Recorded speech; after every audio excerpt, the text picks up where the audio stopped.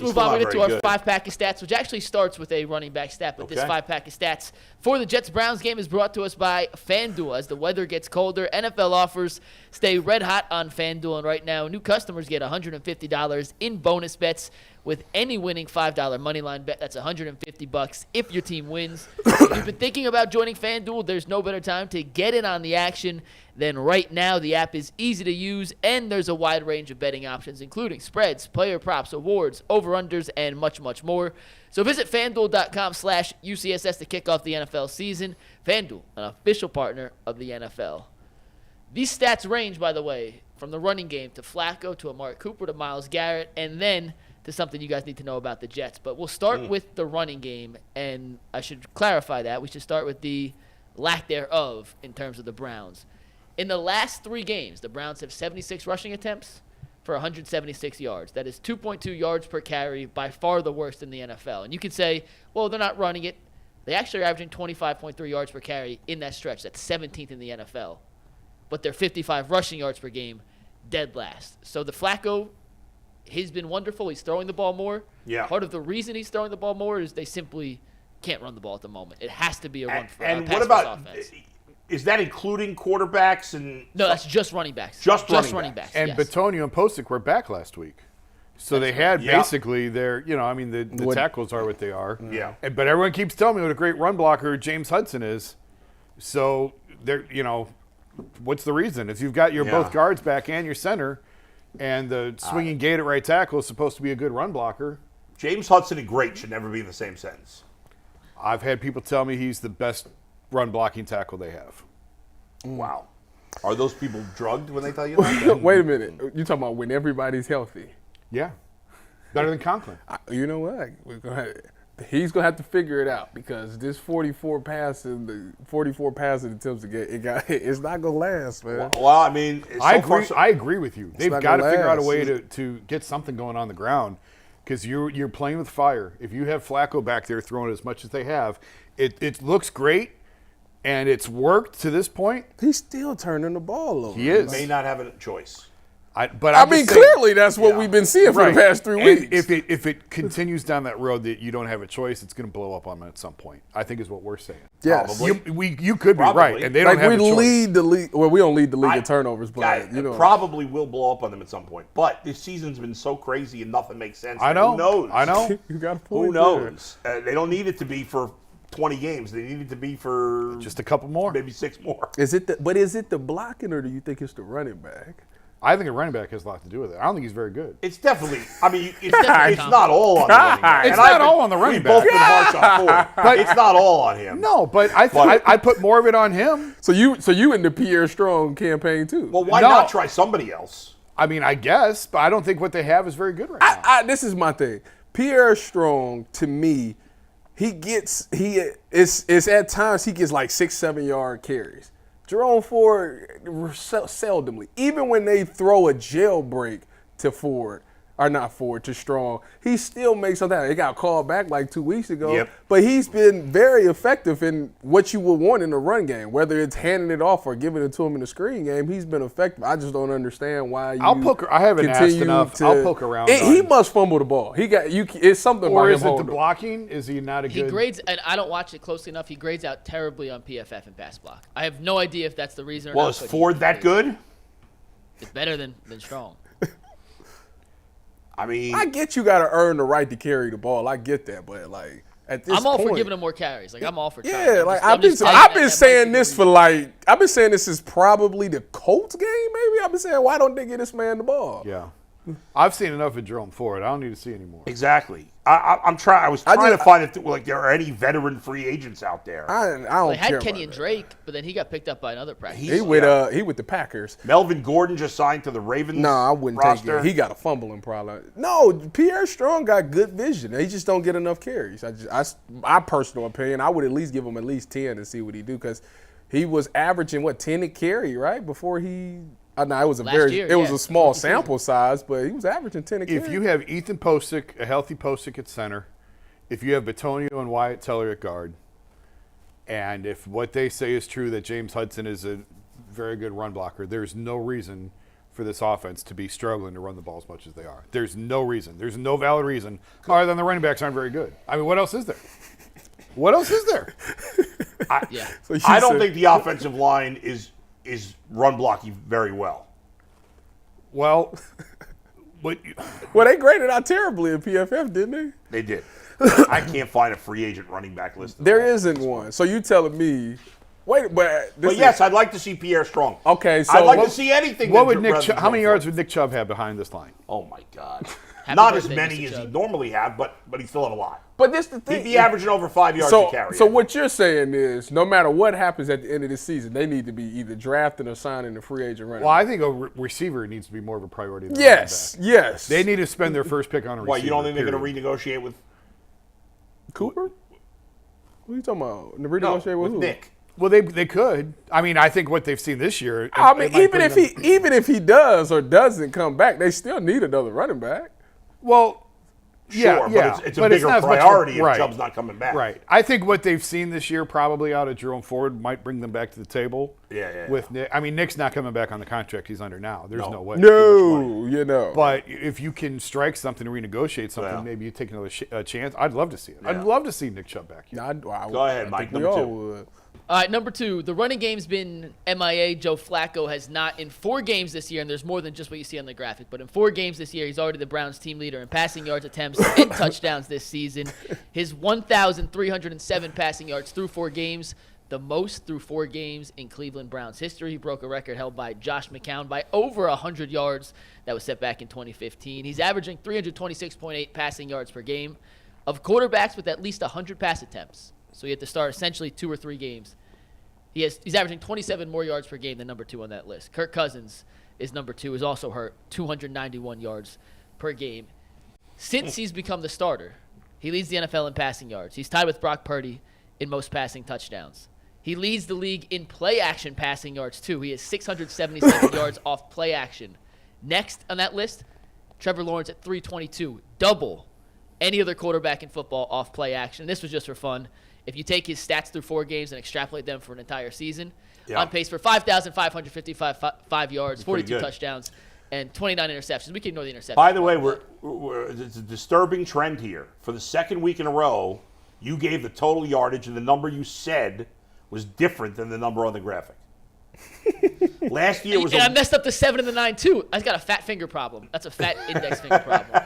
Listen, McNuggets, and I'm not a hater when I say this. The graphic's wrong. What I said was right. 1307. I'm not a hater when I say this, but the last 3 weeks to me is an asterisk. I'm sorry, they are, because you went up against the 29th ranked pass defense, the 27th and the 25th. You better put up those type of numbers. Well, those types of numbers are bonkers, but I understand your point. You know what I'm saying. I agree with you. So, but the Jets, I don't know. Do you know what the Jets rank pass defense? Second.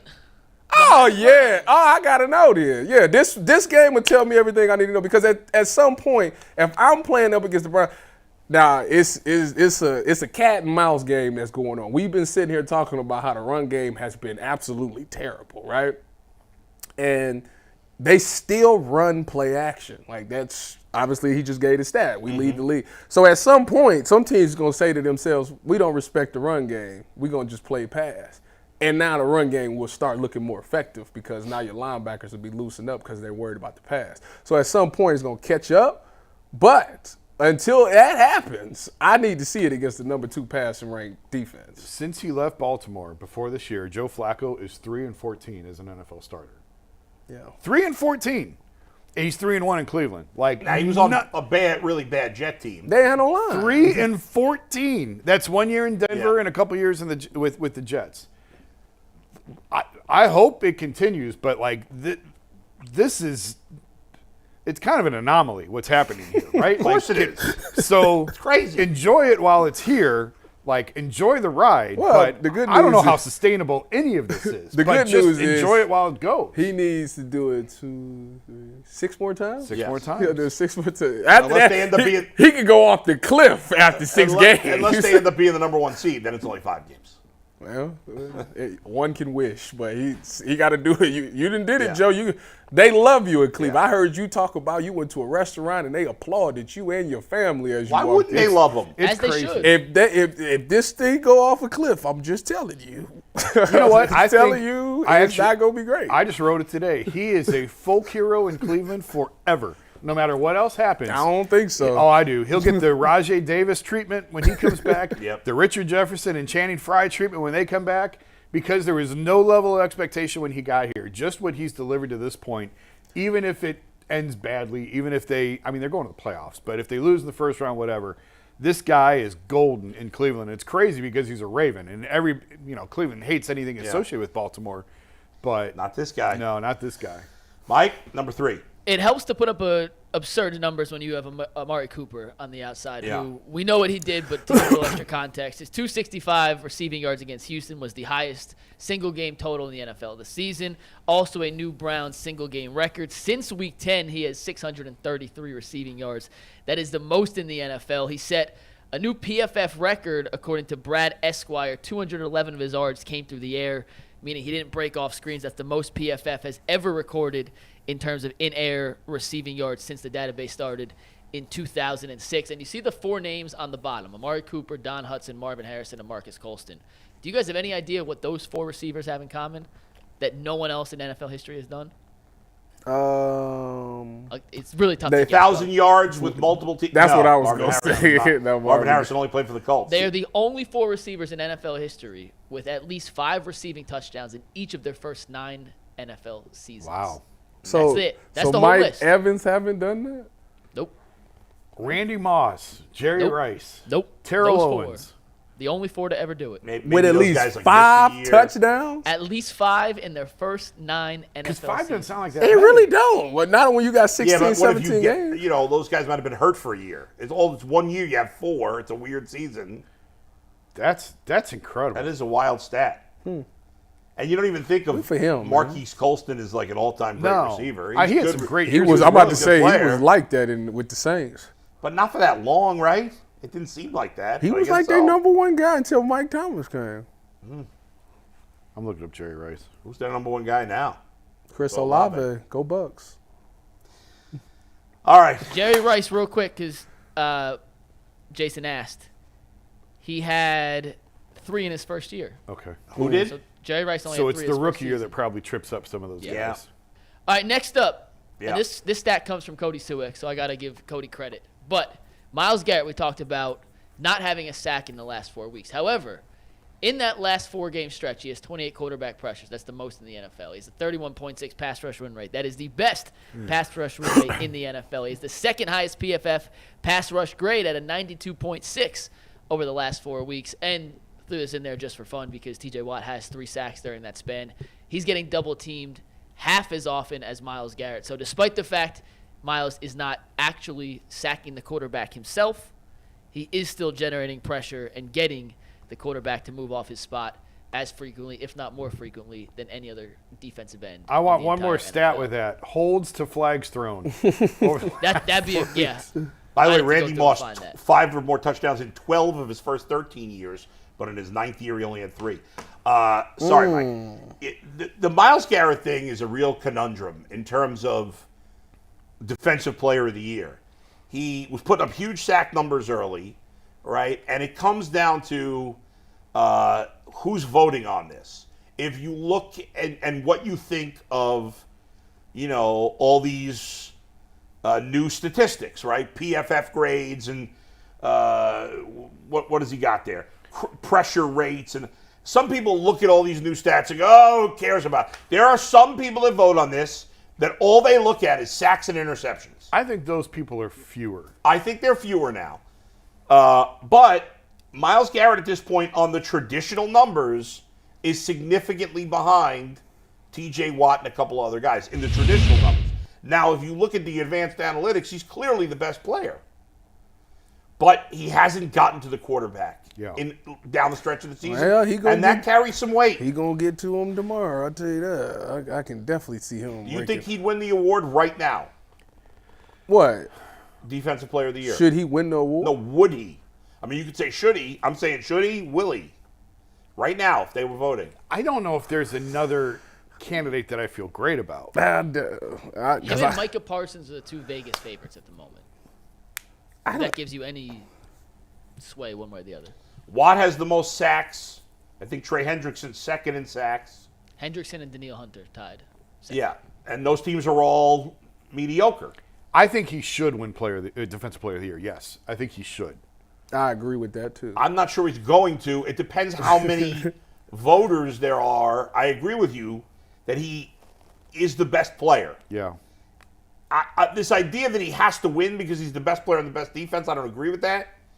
But because it's an individual award, it's not a team award. But I do think you're right. I think there are less and less. That's why Nick Bosa won last year.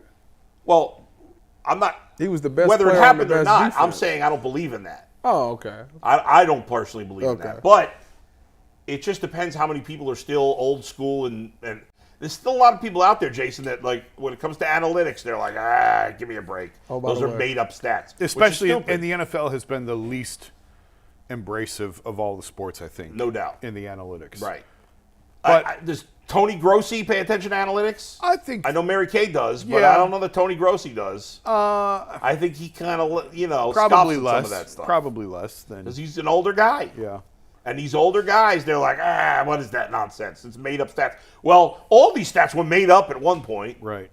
No, I think there's some stats I do roll my eyes at, and there's others I think that there's a lot of validity to them. The ones Mike had on the board, I think there's a lot of validity to. Yeah, put up those again, Mike. I mean, that's The his Myles case. Garrett ones? Yeah, please. That's his resume right there. Now, that's just the last 4 games. Yeah. But that's really when the sacks kind of disappeared. The pressures. I'd be curious in his. What's a DT rate? Double team. Double team. Oh, double team rate. I'd be curious. I mean, he's being double teamed twice as often as Jay Watt. But I'd like to see those numbers over the course of the season. I can find those for you. Just give me a sec. I mean, you this don't is just have the to. last This 4 is just the last games. 4 Okay. games.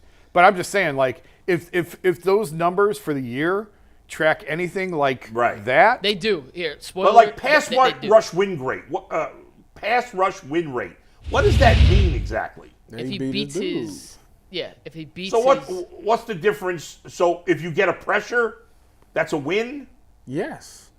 Tyvis can do a better job And explaining like it than I can. don't you have to win in a certain amount of time? No, not necessarily.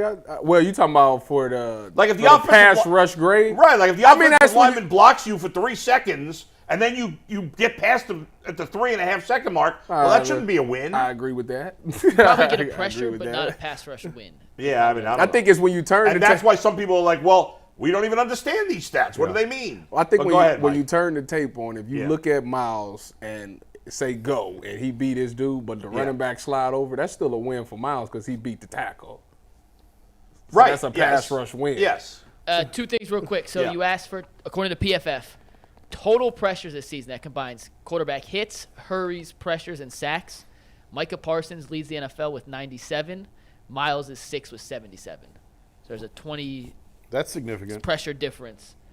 Sacks, TJ Watt has the most. We know that.